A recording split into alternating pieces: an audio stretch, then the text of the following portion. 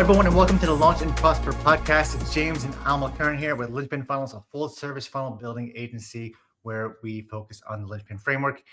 If you want to find out more, go to mrrmagic.com. What different thing? Yes, this is a cool calculator where you can see based on this amount of customers at this price, how much cool stuff could I get every month, and how will that increase over time? Go check it out. Today, I guess in that same sort of spirit, we're here to talk about the idea of progress over perfection is like kind of played out and cheesy, but it's that. Basically, we have this desire to perfect things, to protect ourselves from criticism, protect ourselves from judgment by continuing to iterate and polish and get something. And if I change this, then it'll be perfect. And it just kills us and it sabotages us, and we never ship it. And you should just ship it. And there we go. Podcast over, right? Basically. Yeah. All right. That's the conversation. So if you're watching live, just drop a 1 if this is you or has been you. I made a post earlier this week about it, and a lot of people seem to resonate with it. So I figured, why not talk about it? Because it's a bit counterintuitive, it's a bit scary, and it's the kind of thing that everyone encounters. It's very relatable, I think. Yeah, absolutely. And I think of was it FHL last year?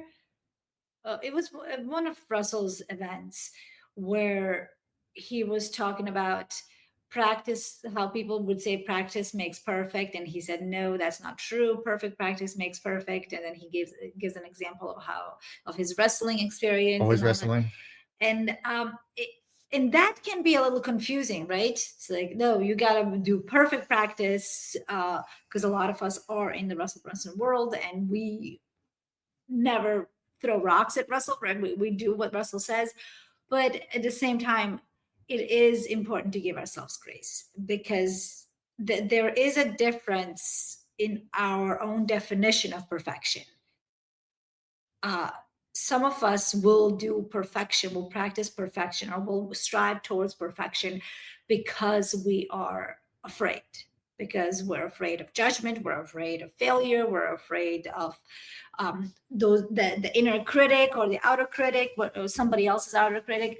We sometimes perfection is just a close cousin of anxiety. Can you talk about inner critic and outer critic? Because I feel like a lot of people experience this and may not know how to like talk about it or pinpoint it. Yeah, absolutely. Well, based on our knowledge of this flavor, is inner critic is something. Well, inner critic is the result of somebody's outer critic, right? And they're so it. I'm agreeing. I'm playing the role of the listener. Like, okay, and their outer critic is the result of their own inner critic. So it's just these two are constantly accompanying each other, right? So if we have our inner critic that's constantly telling us what we're doing wrong, right? It's constantly criticizing our own behavior, our own thoughts, our own outcomes and results, and communication, and the way we're showing up in our inner and outer world. And it's kind of keeping track constantly of what we're doing wrong. And we can only give what we have, right? So if we are constantly criticizing ourselves, then of course we're criticizing others, right? And that is that outer critic that's projecting outward, that's going towards someone else. And as a result, they're going to take on, if they're in a weak state of mind, they're going to take that on and say, hey, that must be true. If Alma sees that in me, that must be true. And that's going to fester. And they're going to grow those weeds in their own inner world, and then they're going to project it. So it's really the inner and outer critic are always together. And even if you told me how much you love me and how awesome I am, and how I can't believe you, because I'm watching you treat yourself a certain way, and I am forming a belief that, hey, you can only give me what you have. So if you treat yourself this way, of course you're going to treat me that way. Maybe not as harshly, right? Because we're not always as harsh towards others as we are towards ourselves. But you can't give me authentic love if you're not authentically loving yourself. And you can't give me authentic praise if you're not authentically praising yourself, right? it isn't. You may be saying the things that you think I want to hear, or the things that you wish I would tell you, or the things that you wish you would hear, but you can't ever treat me much differently than you're treating yourself. I agree with that. How does that relate to the critic? Well, that's that critic, right? If you can only give what you have, that inner critic is criticizing you, right? That voice is constantly criticizing you, and therefore it is criticizing others. Then you can't. Okay, so that means like a tangential thing. That's like it's related, but not directly to like shipping a product. Like that's what I want to work it back to. It's like, and there's another direction I want to take this. I didn't know we were gonna get into psychology, but I guess that makes sense given the topic. Like, we have our inner critic, and our inner critic is formed by the outer critic, right? It's formed by our environment. It's a way for us to take in programming, because when we're born, the environment, there's a bunch of programming that comes via DNA, and then there's a bunch of like nature versus nurture. It's like, okay, what is the current environment? Am I born in Alaska? I'm going to have a different set of stimulus and response. They're going to keep me safe versus if I was born in Ecuador, right? Totally different environment. If I was born into a loving family that took care of my needs and responded to my cries, I'm going to have a different set of responses than I will if I, was left to cry it out or just kind of more isolated and have to fend for myself. So these stimulus and responses and these early experiences shape their voices that get internalized from your parents, from your caretakers, from whoever. So today in the world, depending on how you were raised, if you were Grant Cardone's kids, you got a bunch of encouraging words out, going out there and taking risk and putting your money in the bank is for losers and all that kind of stuff, right? Whereas the conventional knowledge says like 401k, get a job, do all this stuff, and stay small, don't get hurt, right? So the person that has an entrepreneur parent is going to get the message that going to make going out and shipping something even easier. But the person who has had the more conservative, risk-averse parent is going to be like, no, don't put yourself out there. Don't get caught up in it. They're going to slam you. Most businesses fail, all that kind of stuff. So those voices were there to protect you. However, we are not living in an environment. If you're in this world, if you're watching this right now, and I see a couple of people are, you're probably all right. You're probably not worried about where your next meal's coming from. You're probably not worried so much about putting in a whole bunch of capital so you can rent a storefront and buy a bunch of products that is so that you can't get a single cent until you've put in all this risk. You probably got some sort of bootstrapping way for you to mitigate a whole bunch of risk, right? So we're not in that world. Like, it's okay. Create your product, put it out there, ship it, and see what kind of response you get. Yeah. Yeah. Yeah. Another thing that was coming up for me as you were talking is like, the outer critic. See, I'm kind of speaking from a place of having removed myself from critical voices, but since you are who you hang out with, you are who you surround yourself with. If you're currently in a situation where external voices are currently telling you that it's unsafe to do things, that it's risky, that you might fail, then you're probably also not going to ship the thing. So this is speaking to the importance of putting yourself in environments that are encouraging, that do promote taking risks, that do support sharing your story and spreading your message and taking on responsibility for problems that you did not yourself create and all that stuff. So it's really a message of finding a mastermind, finding a community, creating one if you can't find it, and getting yourself around like-minded people. Yeah, because I really think that when you're alone, again, it goes back to that inner critic, right? When you are alone with your own thoughts, you're just kind of regurgitating the same thoughts, right? And they're just exactly. They're cyclical, and when you're stuck in that way of being, it's very difficult for the mind that created these thoughts is going to create some sort of resolution, right? It's hard to believe that the same mind that's creating these problems is going to create solution, right? It's because it's constantly focused on the problem. So if you are swimming in that water, you really do need some external encouraging voice, somebody who's going to tell you, you know what, it's going to be fine, you're going to do this. I failed too, I shipped prematurely, I messed up, I got criticism, I got the results I didn't want to get, whatever that is. Which is data, which is feedback, which is Exactly. experience, which is good. Which is what got me to where I am today. So here, let me stand next to you. I can't fix it for you. I can't do it for you. Let me stand next to you so that you have somebody to lean on when this does happen, because inevitably it will happen. Yeah, it's part of the game. Yes. And when you are standing next to somebody who hasn't had that experience, who is afraid, then you are obviously going to be pulled backwards. You are going to say, you know what, so and so failed.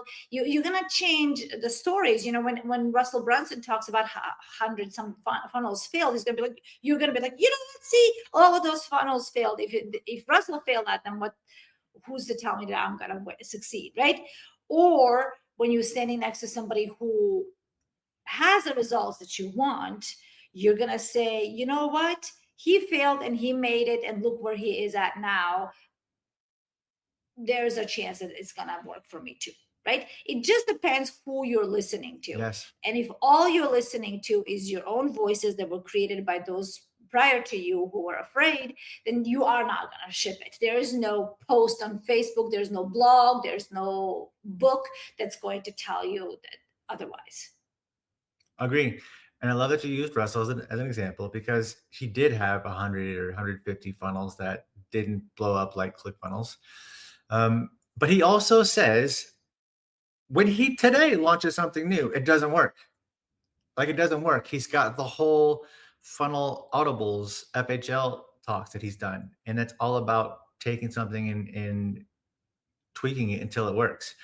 The process is to find a model that's successful, model it, put it out there, and then get data. And then once you get that data, then you can make tweaks to see how it's going to work, because it never works right out the gate. It doesn't. If it does, then man, you got lucky. You know, but for so many of the things that we put out there, I mean, I think that it can have some success, and especially if you're one who has given a lot ahead of time. If you're giving a lot to your audience without asking, then you'll have such a reciprocity imbalance that, hey, Allison, good morning. It was great to meet you. If you have a huge reciprocity imbalance and people are just like kind of waiting to buy your thing, that's a great situation to put yourself in. That's how, you know, Alex Hormozi and others, Gary Vee talks about it too. You know, just give, ask, or jab, hook. Give as much as you can. That's one way to mitigate the failure. It's something that I didn't expect to talk about. Like, I just kind of go in assuming that like it's not going to be perfect, but don't ever let that keep you from shipping. I think that's the main thing. I talked to so many people. I had a DM with someone yesterday who's like doing stuff and it's not working. And she's like kind of frustrated about it, but it's like she put herself out there and got some data. Now she's going back and adjusting, and it's like she's in the game, you know, she's making it happen. It's the only way to really know. And it's humbling. It's a little bit scary, but it's never as painful as you imagine it to be prior to shipping. I can guarantee you that. Yeah. And you know, so many of us who have had a job or still have a job, we are, but in most cases, we are working or have worked for other entrepreneurs. So when you think about it, if you are still in a job, in a position, or if you just got out of a position, you worked for somebody. You worked for an entrepreneur, right? So if it worked for them to the point where they employed other people, why wouldn't it work for you? Yeah. Are they smarter than you? Exactly. Are they better looking than you? So, and I know I say this a lot in this environment, and especially with James, I really do have this unshakable belief that if another person has done it and I am a person, if another human did it and I'm a human, of course I can do it too. I get to live in a free country where pretty much everything is accessible to me. Of course I can do it, right? It's logically I understand that, right? It is just really that inner critic or those beliefs that have formed that say, well, not yet, it's not good enough yet, it's not good enough yet, it's not, oh, look at me, I gotta tweak this word, I gotta, exactly, Allison, know your worth. And how do you know your worth? When you look around you and you see who you associate with, who you get to do business with, who you get to spend your time with, hey, you are, what is it, the average of 5 people you surround yourself with. So that's how you know your worth, right? That's how you learn, hey, this is who I am. If you're doing it in vacuum, if you're doing it by yourself, if you are somebody who says, I'm a lone wolf, or I can do it, sure you can. Who am I to say you can't? But it's much more difficult when you are doing it with others who have what you want. It's so much easier to recognize your worth. Agree. And doing it in a vacuum is difficult. Breeds confidence. Yes. To work with others. Absolutely. Yeah. They're going to be supportive. You, right? And it will support you and help you get the head trash out of your head and speak positive. Because of the critical lens and the negativity bias that we possess as humans, it's so easy to just focus on what's not working. And then when someone points out all your good qualities, like one of the exercises that I did when I was first getting into this game was I sent an email. This is from Pat Flynn. Send an email to like 5 people and ask what you're killer at, what your best qualities are, what makes you special, what's your special sauce. And it's like getting that feedback from other people. It's like, whoa, cool. Yeah, I am good at this, that, or the other thing, Yeah, absolutely. That was, I forgot about that. That was such a great exercise. We've had a journey, y'all. yeah. That's such a huge thing. So that's, if you are just now starting, Allison, I definitely know you are not just starting out, but if you are just starting out, do send that email to your peers and not your family. Don't send it to your family. Your family is going to they'll give you a little pat on the shoulder. Good job. Yeah, you're doing great. You're a sweet kid, right? Yeah. So, but send it to people that you have built relationships with as an adult, right? Because we know that making friendships work as an adult is rather a lot more challenging than when you're a kid. Yeah. So, so when people accept you in their circle, when they say, yes, you can be my friend, there's something to it. So I would definitely recommend to send that email to 5 people and find out, hey, what do you see in me, right? What do you think I excel at? And get curious about it and be ready for the feedback, because you're most likely going to be very pleasantly surprised. Yeah, it's also interesting what people took away from your experience with them. It's kind of cool to see things through someone else's eyes. The source of this information was a book called Will It Fly by Pat Flynn, old school info marketer. And it was a big step on both of our journeys into this world. Yeah, I think it was my first book that I listened to on Audible. Yeah. I was working for a property management company and I was driving around and writing people up for infractions. Listening to that. I listened to that one, and then simultaneously, because I'm always reading a fiction and nonfiction book, and simultaneously I was listening to 1984. So that was my combo. She's way better well-read than me, way more well-read. I don't read nearly as much as you do.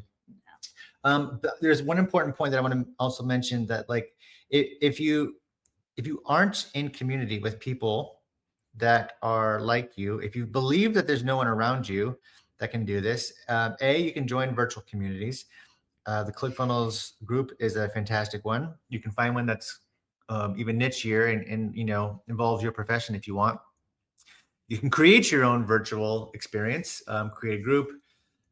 You can join ours. We have one at Linchpin Funnels. If you sign up at linchpinfunnels.com, you'll get taken to a group. It's free. We post every day and talk about this stuff. But create your own. Like, there's nothing stopping you from creating your own group. You can go to meetup.com. Pretty soon there's going to be this ClickFunnels Connect things where you can create your own groups. We are having a party in this house in 2 days on Saturday. So if you are within driving distance of Asheville, North Carolina, or you want to fly out, there's plenty of Airbnbs around here. You can come. Our house is well protected. Don't bring any nonsense. But we're like, we enjoy being there physically with people. FHL was a brilliant experience. Every time we get together with someone, whether it's a prime mover thing or we're going to Mastermind in Paradise or whatever, it's like we always walk away like in love with the experiences that we've had in person. So we're creating that ourselves. So this Saturday, 12 to 6 Eastern, DM me if you want to get the particulars. We're having an in-person invite. We actually got some swag. ClickFunnels sent us a box of stuff. We're going to get another one today or tomorrow, and we'll have some goodie bags for you. We're going to mastermind. We're going to go through a goal setting session and some other stuff. It'll be in person only, not virtual. Bug me if you do want to do some virtual stuff too, because Alma's killer at goal setting, and we're going to be doing some more of that. We're going to be doing some of that for the people that bought the FHL notes through us, because that was one of the bonuses. I think we're going to do that next Thursday. I haven't told you that, but everyone responded. And yeah, I think that next Thursday is probably going to be when we do it. And we'll be doing more of that stuff in the future. So give a shout, drop a comment, let us know what you like, what you don't like. We're grateful to be in community with you. And Katie, happy to see you both. Many blessings. Katie, you are so sweet. You and your family are so awesome. I don't know how we didn't bump into each other. Maybe you didn't go to Vegas, but I hope to see you soon, friend. Yeah. Community is awesome, and it's kind of like the antidote to paralysis from fear of shipping something. Oh gosh, yeah, because it's really just when you're sitting. We're gonna have this in a couple of days. Please do reach out to us if you live within driving distance or you're willing to fly out, like James says. I don't know where Katie lives, but we're gonna have people in our living room, and there is no way that anybody's going to walk away from this experience and say, you know what, it's not for me. Shipping, it's just not my thing, right? You're gonna walk away inspired, enthusiastic, excited, and you're gonna do it. And we didn't talk about this, but going forward, if you really can't come, but you do want to be part of our community, we can create a Zoom, right? Everybody who wants to be here in person, just like our daughter's PTO, right? Come in person, and there are going to be those who can't, and they can join virtually. So there's a mixture that we can create here. So we really want to make this keep going, and we want you to thrive with us. Yes. And Katie, I just checked out, you're just outside of Atlanta, so that's definitely drivable. Come, there will be kids here. Yes, our daughter is hoping to have kids. Yeah, she's 12. It'll be great to hang you and Tom in the family, Charlotte. Yeah, so go out there, ship your thing. It might hurt a little bit. It'll be all right. We support you. Let's go. Bye, everyone.